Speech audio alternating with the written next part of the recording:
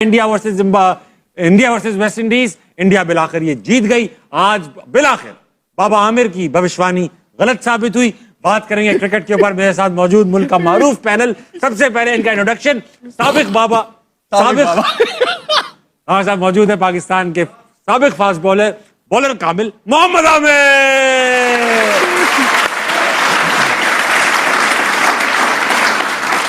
उनके साथ मौजूद है पाकिस्तान के साबिक कप्तान, साबिक अफगान कोच जनाब राशिद लतीफ। इन्होंने चैलेंज किया था कि अगर आज इंडिया हार गई तो ये शो छोड़ के चले जाएंगे, मगर इंडिया को हमसे मोहब्बत ही नहीं है, कमबख्त। जीत गई इंडिया। हमारे साथ मौजूद है पाकिस्तानी टीम के ओपनर अहमद शहजाद। ये साबिक और ये पाकिस्तान टीम के ओपनर, ये क्या बात हुई? क्या ये तो इन्होंने रिटायरमेंट ली? मैंने तो रिटायरमेंट ली है ना, अहमद ने तो नहीं ली। आपको भी करंट विकेट कीपर का तुमने इंटरनेशनल से तो नहीं ली ना? मैंने इस सेटअप से ली हुई है। नहीं ऑफिशियली नहीं ली। कोई कागज नहीं है इनका, पीसीबी के पास कोई रिकॉर्ड नहीं इनके रिटायरमेंट का। इनको पेंशन भी नहीं मिलती। नहीं उसने अनाउंस किया है ट्विटर पे। नहीं अल्लाह ना करे, नहीं किया। पीएसएल से रिटायरमेंट लिया है ना, इस सेटअप से ली हुई है। छੱड दो सेटअप बेटा। बात कुछ और है। ओके, बात यह है कि भाईजान अहमद शहजाद ने कल कहा था कि इंडिया जीतेगी। इंडिया जीत गई। इसलिए आज बाबा का खिताब मैं अहमद शहजाद को देना चाहता हूँ। आज अहमद शहजाद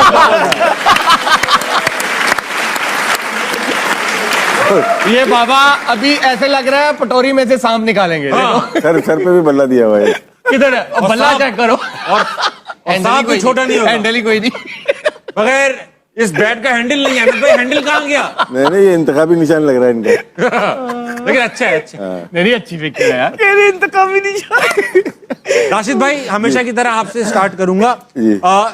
जो साउथ अफ्रीका की टीम है, ऑन पेपर आपको क्या लग रहा है कि इस वक्त 4 टीमें मौजूद हैं? साउथ अफ्रीका स्ट्रॉन्ग है, सबसे ज्यादा लग रहा है। लेकिन इंग्लैंड की तैयारी बहुत अच्छी है, क्योंकि वो श्रीलंका से खेलती हुई आ रही है, मुश्किल पिचेस पे और मुश्किल मैचेस थे। हमारा मैच भी आसान नहीं था वो। अब वहां जाके उनको तरह होम फीलिंग होगी ना, आगे प्लेयर पिचेस अच्छी होंगी और आईपीएल सारे प्लेयर खेलते हैं तकरीबन, तो बहुत बेनिफिट हो सकता है। और सेमीफाइनल में अगर दूसरी बैटिंग करती है इंग्लैंड, तो यू नेवर नो कि फाइनल भी खेल सकती है। आमिर भाई, आपने कहा था इंडिया सेमीफाइनल में नहीं पहुंचेगी। इंडिया अब सेमीफाइनल में पहुंच चुकी है। आपको गलत साबित करने के लिए खेला। लेकिन अभिषेक शर्मा की आज मैं कहूंगा, आपकी जो नजर लगी हुई उस बंदे पे, कैच पकड़े जा रहे हैं। बताऊं, ठीक है उसने रन नहीं किए, खेल वो ठीक रहा था, मैरिट पे खेल रहा था। वो शॉट उससे मिस हुआ, वो बॉल था जो वो अच्छा था। उससे पहले भी वो बैड बॉल थे, उसको उसने एक्स्ट्रा कवर मारा। फिर जो अच्छे बॉल थे उनको लाइन में आके खेल रहा था। इस पे वो उसका छक्का होता है, ये स्ट्रॉन्ग शॉट है उसका, वो मिस हो गया उसके। क्रिकेट में होता है। लेकिन आपने बोला कि उन्होंने गलत साबित किया। यस, देखिए जहां क्रेडिट बनता है वहां देना चाहिए। और संजू सैमसन मुझे लगता है अपनी लाइफ की बेस्ट इनिंग खेल गए वो, कि मैंने उनकी इनिंग्सें देखी हैं आईपीएल वगैरह में, लेकिन ये इनिंग्स और इस तरह के मैच में यार के टीम का डू एंड डाई है, नॉकआउट है, बाहर जितना क्रेडिट बनता है आई थिंक कम है। ओवरऑल अगर आप देखें, स्टिल अगर मैं फिर क्रिकेट के एनालिसिस के हिसाब से करूं, इंडिया अच्छी क्रिकेट नहीं खेल रहा। ये मैं आपको अभी भी बता रहा हूं। अब उनकी फील्डिंग चेक करें, 3 से 4 उन्होंने कैचेस छोड़े, फंबल किए हैं फील्ड में। बुमराह के अलावा उनका हर बॉलर पिट रहा है। ये जो इंडियन जो क्रिकेट फैंस है, जो क्रिकेट पे एनालिसिस करते हैं, जो समझते हैं, वो इस बात से एग्री करेंगे। एक बॉलर पे अभी भी इंडिया खेल रही है। पांड्या को मैंने पहले भी आपको कहा था, कभी भी अच्छी टीमों के खिलाफ वो अच्छी बॉलिंग नहीं, आज भी उसने 43 खाया है।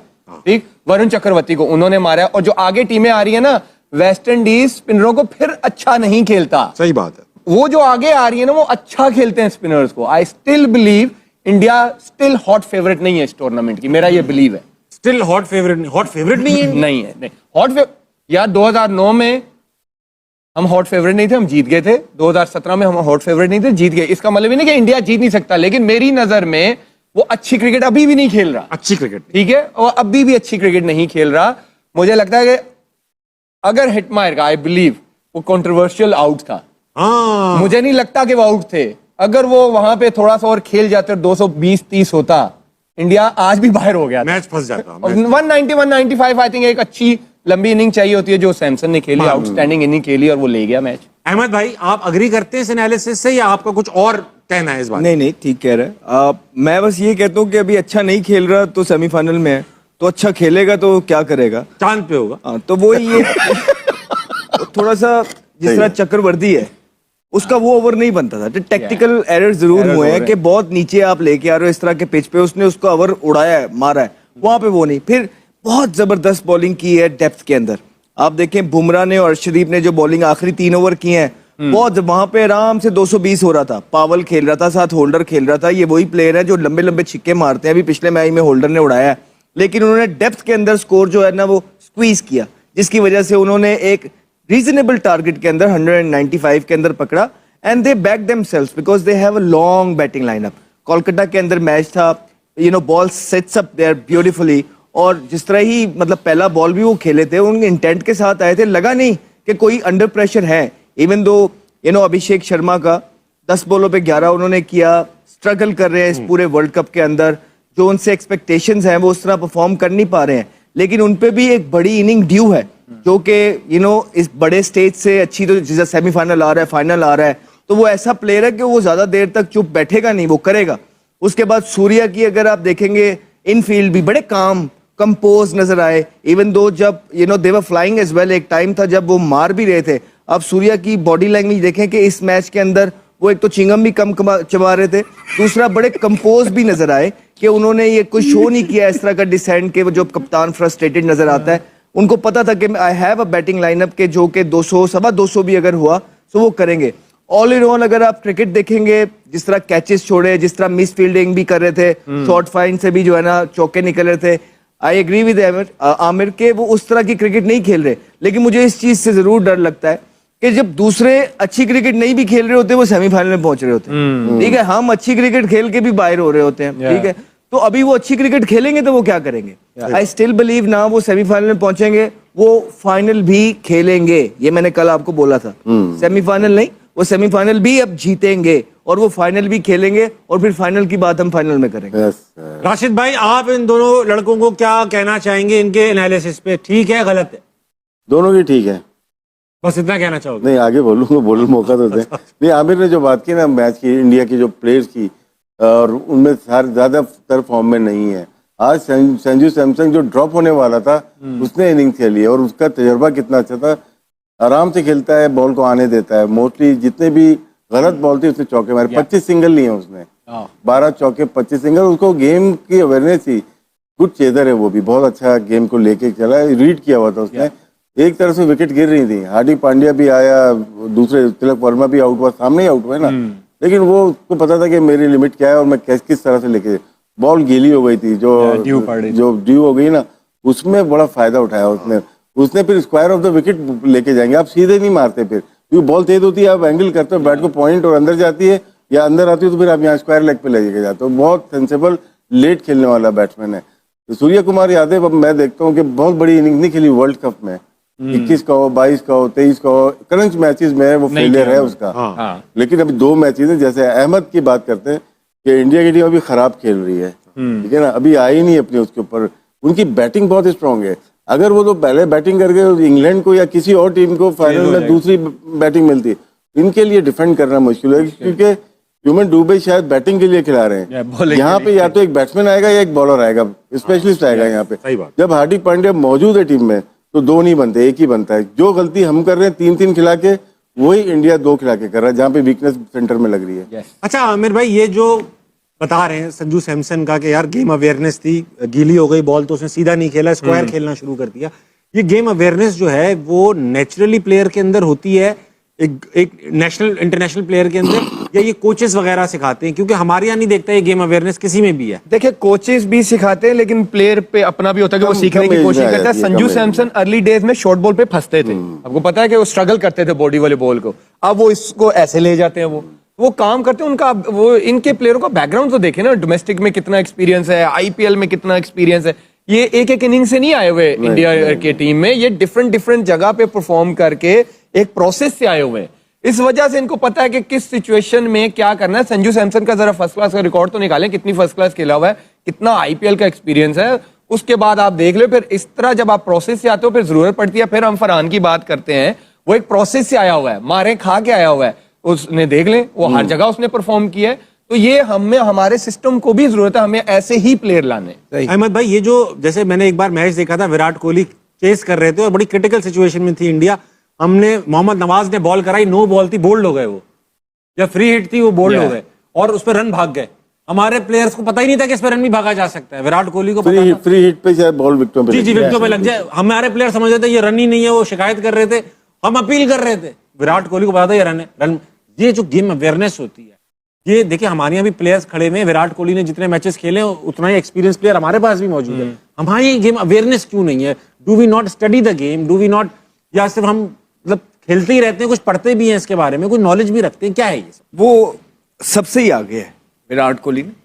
आप जब दुनिया में बेस्ट बनना चाहते हैं ना, एक तो सोच लिया आपने आप बनना चाहते हैं, फिर एक है कि आप उसके लिए मेहनत करते हैं, फिर आप वो सारी चीजें देखते हैं कि जो ग्रेट प्लेयर बनने के लिए जरूरी होती हैं। तो आपने उनका वो इंटरव्यू भी सुना होगा, जब वो आईपीएल खेल रहे थे तो कहते मैं अपने आप को शीशे में खड़ा होकर देखा तो मुझे शर्म आने लग गई और मेरा वो बहुत गंदा आईपीएल गया। उसके बाद से मैंने कहा नो मोर। फिर उन्होंने अपनी जिंदगी बदल ली, फिर वो एक डिसिप्लिन रूटीन को, रेजिम को फॉलो करने लगे, जिसमें ये हमारी तरह कोल्ड कॉफियां हाथ में नहीं पकड़ी होती, ठीक है। वो अपनी एक एक चीज जो है वो काउंट करते हैं, कैलोरीज काउंट करते हैं, प्रोटीन कितना लेना है, फाइबर कितना लेना है, गुड फैट्स कहाँ से आएंगे, तो उनका हर एक चीज बनी। तो उसके बाद फिर ट्रेनिंग एफर्ट्स जो है उनकी, राइट, कि मैंने वो, अगर आपने उसका एक और क्लिप देखा होगा, उसमें वो बोल रहे थे कि मैंने ये कभी नहीं कहा कि मैं कुछ एक्स्ट्रा विगेंजा कर दूं। कहते मैं जब भी इंप्रूवमेंट की बारी आती थी तो मैं ये सोचता था कि मैं वो कौन सा शॉट ऐड कर लूं अपनी इनिंग के अंदर या अपनी आर्मरी के अंदर जिससे टीम को फायदा हो जाए। तो कहते जब मैं टीम का सोचता था कि मैं यार अच्छा ये अगर शॉट मैंने यहां से यहां मारना स्टार्ट कर दिया ना तो मैं टीम को कहीं से भी जितवा दूंगा। अच्छा मैंने ये वाले बॉल को भी यूं करना। तो उसने कहा कि मैंने ये एडिशंस की कि जिसमें टीम को फायदा है। तो मेरा ऑटोमेटिकली फिर मेंटली स्ट्रांग, रेजिलियंस आना, आप में मेंटली टेम्परामेंट आना, ये सारी चीजें जब आप एक पैटर्न को फॉलो करते हैं ना तो ऑटोमेटिकली आपका लेवल अप हो रहा होता है। एंड देन जब प्रेशर आता है so you ready for it.